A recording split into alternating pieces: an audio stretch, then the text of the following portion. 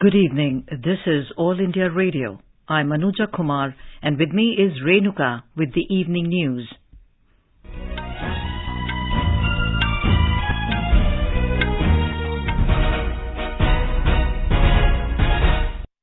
The headlines. Nation expresses grief over demise of former Prime Minister of Japan, Shinzo Abe. Government ensured inclusive growth by providing better healthcare facilities and basic amenities to poor in last 8 years, says Prime Minister. Attends first Arun Jaitley Memorial Lecture in New Delhi. Centre directs leading edible oil associations to reduce prices of edible oils by 15 rupees per litre in MRP with immediate effect. Defence Ministry to showcase AI initiatives undertaken by government in last 3 years through event on GenNext Artificial Intelligence Solution on Monday. Enforcement Directorate issues show cause notice to Amnesty India International Private Limited, also imposes penalty of around 62 crore rupees. Prime Minister to share his thoughts in his Mann Ki Baat program on All India Radio on 31st of July.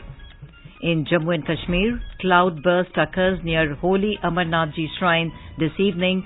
Rescue operations underway. Union Minister Anurag Thakur launches revised schemes of cash awards, national welfare and pension to sportspersons. Indian shuttler HS Pranoy defeats Kanta Tsuneyama of Japan in 2 direct sets in men's singles quarterfinal in Malaysia Masters Badminton at Kuala Lumpur. In Wimbledon tennis, match between Novak Djokovic and Cameron Norrie in men's singles semi-final underway. And in cricket, India to take on England in second T20 international of 3-match series at Birmingham at 7 p.m. tomorrow. And now the news in detail. President Ramnath Kovind, Vice President M. Venkaiah Naidu, Prime Minister Narendra Modi and Union Home Minister Amit Shah have expressed grief over the demise of the former Prime Minister of Japan, Shinzo Abe. In a tweet, Mr. Kovind said he was a great statesman and his infectious affability endeared him the world over. He said it is a tragedy for the whole humanity. Mr. Naidu said Mr. Abe played a crucial role in strengthening India-Japan ties. In a series of tweets today, Mr. Modi said he is shocked and saddened beyond words at the tragic demise of one of his dearest friends, Shinzo Abe. He said Mr. Abe made an immense contribution in elevating India-Japan relations to the level of a special strategic and global partnership. He said today, the whole India mourns with Japan and India stands in solidarity with Japan in this difficult moment. Mr. Modi said, as a mark of deepest respect for former Prime Minister Shinzo Abe, one-day national mourning shall be observed tomorrow. Prime Minister Narendra Modi paid his heartfelt condolences to the family of Shinzo Abe and the Japanese people. Remembering his close association with Shinzo Abe, the Prime Minister said his association with Mr. Abe goes back to many years. Mr. Modi said he had got to know Shinzo Abe during his tenure as Gujarat Chief Minister and their friendship continued after he became the Prime Minister. He said Mr. Abe's sharp insights on economy and global affairs always made a deep impression on him. In a tweet, Mr. Shah said, Mr. Abe's efforts in strengthening India-Japan relationship will always be held fondly in our memories. Information and Broadcasting Minister Anurag Thakur has also expressed grief over the demise of former Prime Minister of Japan, Shinzo Abe. The government has decided to observe a one-day state mourning tomorrow throughout the country as a mark of respect for former Prime Minister of Japan, Shinzo Abe. The Union Home Ministry said the national flag will be flown at half-mast on the day of mourning on all buildings where the national flag is flown regularly. There will be no official entertainment tomorrow. Japan's former Prime Minister Shinzo Abe died in hospital after he was shot at a political campaign event in Nara City this morning. Abe was shot at twice while he was giving a speech on the street in the city of Nara. According to the police, the suspect, named as Tetsuya Yamagami, admitted shooting Abe with a homemade gun and said he had a grudge against a specific organization. Several other handmade weapons similar to those used in the attack had been confiscated after a search of the suspect's house, police officers told in news conference. Meanwhile, Prime Minister Fumio Kishida condemned the attack and said it is barbaric and malicious and it cannot be tolerated. Mr. Kishida said this attack was an act of brutality that happened during the elections. In Jammu and Kashmir, cloudburst occurred at around 17:30 hours this evening near Holy Amarnath Ji Shrine. Water came from above on sides of the cave after heavy rains at the upper reaches. Police said some langars and tents have come under the cloudburst flash. As per a police spokesman, 8 casualties have been reported so far. He said rescue operation by police, NDRF and other security forces is in progress and injured are being airlifted for treatment. The spokesman said the situation in the area is under control. Further details are awaited. Prime Minister Narendra Modi said rescue and relief operations are underway near the Sri Amarnath cave, expressing anguish over the cloudburst near the holy cave. Mr. Modi said he has spoken to Lieutenant Governor of Jammu and Kashmir, Manoj Sinha, and took stock of the situation. He said all possible assistance is being provided to the affected. The Prime Minister paid his condolences to the bereaved families. Union Home Minister Amit Shah also talked with Lieutenant Governor of Jammu and Kashmir Manoj Sinha regarding the flash flood caused by cloudburst near the cave of Amarnath. In a tweet, Mr. Shah said the rescue work is being done by the teams of NDRF, CRPF, BSF and local administration at the spot. He said saving people's lives is the priority of the government. Prime Minister Narendra Modi said that real growth is not possible without inclusion. He said the government has taken several steps in the last 8 years to ensure inclusive growth by providing better healthcare facilities and basic amenities to the poor people. Prime Minister Narendra Modi today attended the first Arun Jaitley Memorial Lecture in New Delhi. While addressing the gathering, Mr. Modi said the theme of this lecture, Growth Through Inclusivity and Inclusivity Through Growth, is very appropriate as inclusive development is necessary for real growth. He said India has made tremendous efforts for inclusive growth, which is unparalleled in the world.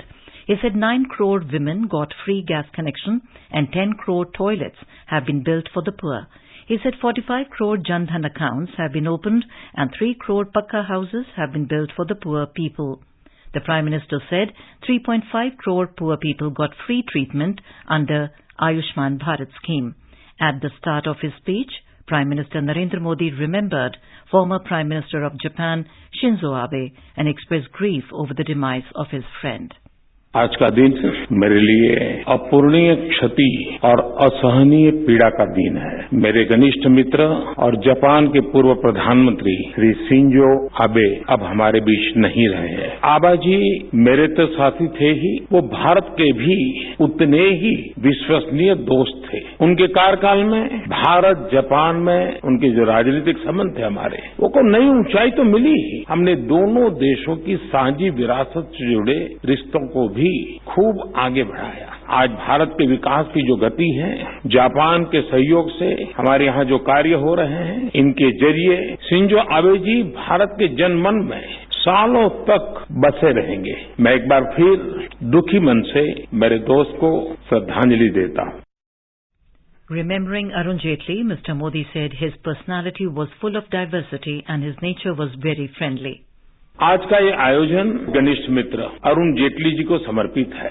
बीतों दिनों को याद करते हैं तो उनकी बहुत सारी बातें, उनसे जुड़े बहुत से वाक्य स्वाभाविक रूप से याद आते हैं। उनकी ऑरेटरी हम सब उसके कायल थे और उनके वन लाइनर लंबे अरसे तक हवा में गूंजते रहते थे। उनका व्यक्तित्व विविधता से भरा था और उनका स्वभाव सर्वमित्र वाला था। Delivering the lecture, Tharman Shanmugaratnam said Arun Jaitley was an unusual combination of humility and generosity. He said Mr. Jaitley marshaled the complex reform like GST. He said India is looking to build a new India in the next 25 years. India itself is looking to its next 25 years, having reached 75 years of independence. It has emerged with strength from COVID, and it is now looking to create, as Prime Minister Modi says, the new India. And India's challenges in the next 25 years are enormous.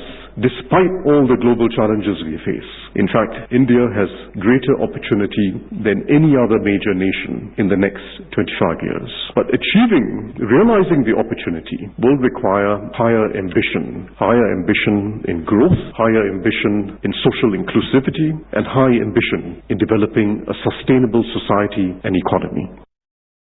The Department of Economic Affairs has organized the first Arun Jaitley Memorial Lecture in recognition of former Finance Minister Arun Jaitley's invaluable contribution to the nation.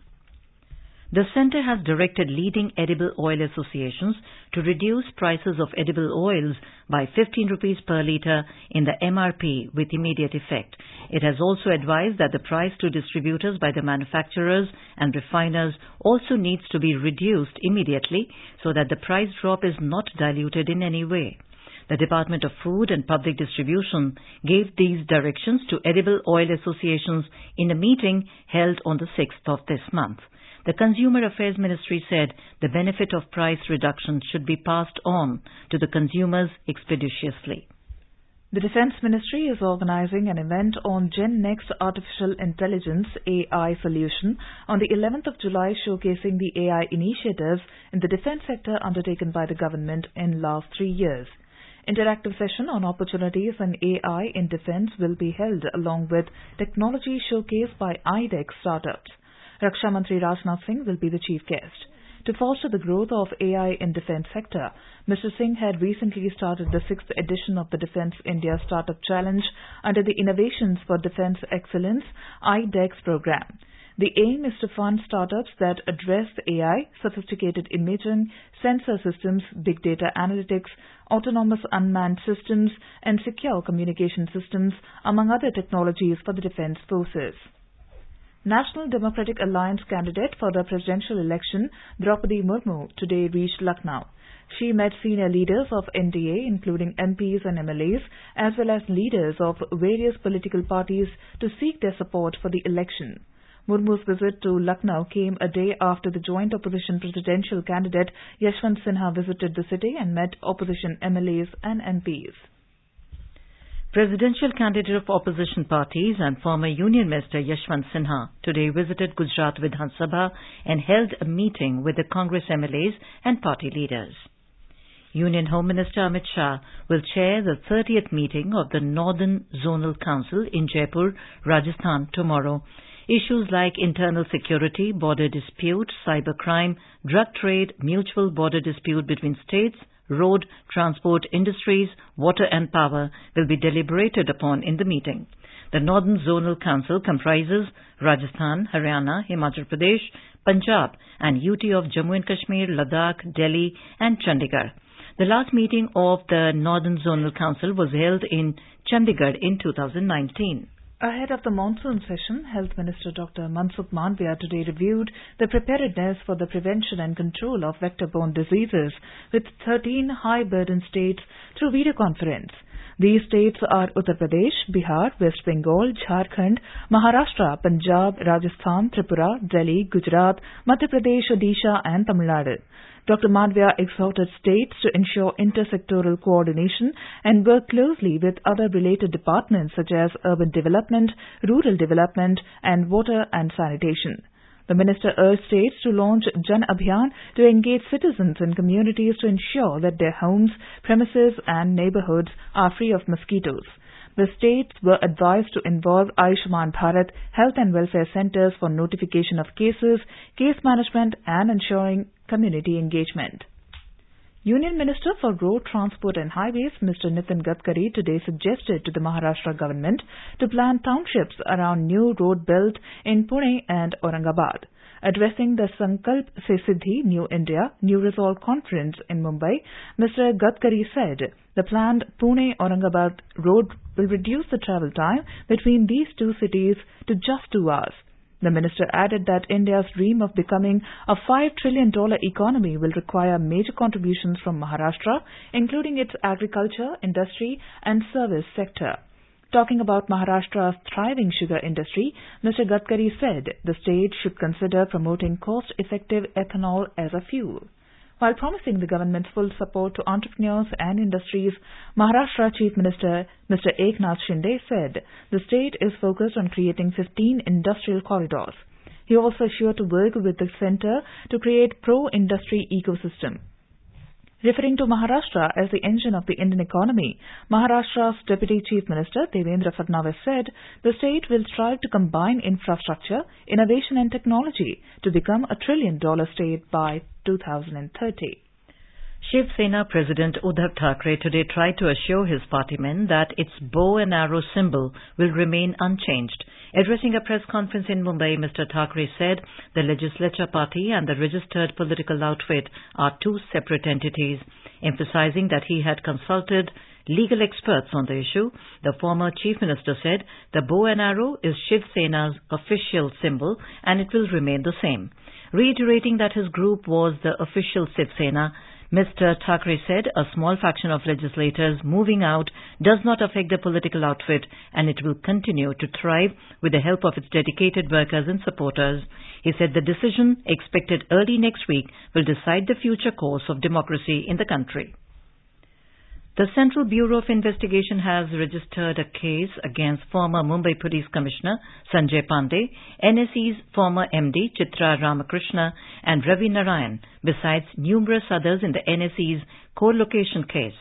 According to an official press release, Messrs. iSex Services Private Limited, in collusion with NSE's top management, indulged in an alleged illegal interception of telephones of NSE employees between 2009 and 2017. The Enforcement Directorate ED has issued a show-cause notice to Amnesty India International Private Limited, AIIPL, and its CEO Akar Patel for contravention of the provisions of Foreign Exchange Management Act, FEMA. It has also imposed a penalty to the tune of around 62 crore rupees. The ED said that Amnesty International UK have been remitting a huge amount of foreign contribution through its Indian entities following foreign direct investment route to expand its NGO activities in India. The agency said in order to evade Foreign Contribution Regulation Act FCRA, AIIPL was executing such activities despite denial of private registration or permission to AIIFT and other trusts under the FCRA by the Home Affairs Ministry. In Jammu and Kashmir, the Union Territory Government has cancelled today the J&K Police Sub-Inspector's recruitment and recommended a CBI probe in the matter. Lieutenant Governor Manoj Sinha has informed that a CBI probe has been recommended into the selection process. He further said the culprits will be brought to justice soon. The J&K government on the 10th of June had constituted a committee to inquire into the alleged irregularities in the written test conducted by Jammu and Kashmir Services Selection Board. The panel was asked to submit its report on recommendations within 15 days. You are listening to the evening news on All India Radio. A reminder of the headlines before we move on. Nation expresses grief over demise of Foreign Prime Minister of Japan Shinzo Abe. Government ensured inclusive growth by providing better healthcare facilities and basic amenities to poor in last 8 years, says Prime Minister, attends first Arun Jaitley Memorial Lecture in New Delhi.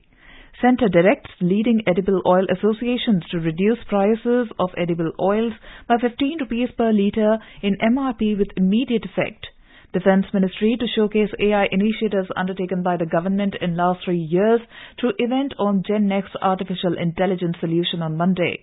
Enforcement Directorate issues show-cause notice to Amnesty India International Private Limited, also imposes penalty of around 62 crore rupees.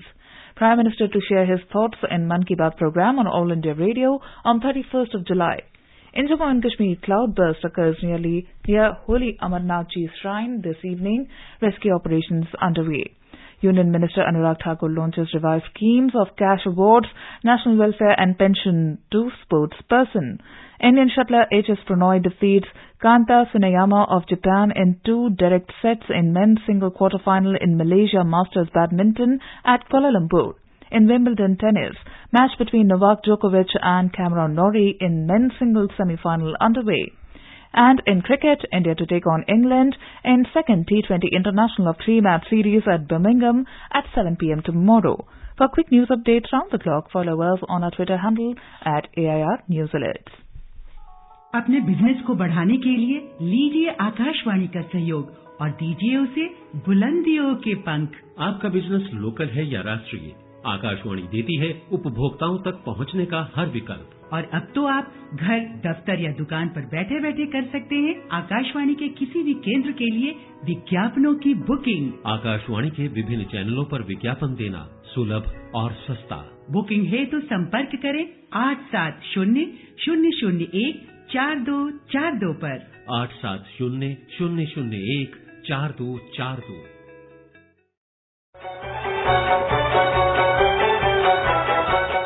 बर्फ से ढके पहाड़, हवा के साथ झूमते चीड़ चिनार, झीलों पर तैरते शिकारे, हरी भरी घाटियों के दिलकश नजारे। आकाशवाणी समाचार आपके लिए लेकर आया है जम्मू कश्मीर विशेष श्रृंखला एक नई सुबह। हम बात करते हैं विकास की, निवेश की, पर्यटन की, संस्कृति की और रोज हो रहे बदलावों की। FM गोल्ड पर सुनिए हर शुक्रवार रात 9:15 पर आकाशवाणी समाचार की विशेष प्रस्तुति जम्मू कश्मीर एक नई सुबह।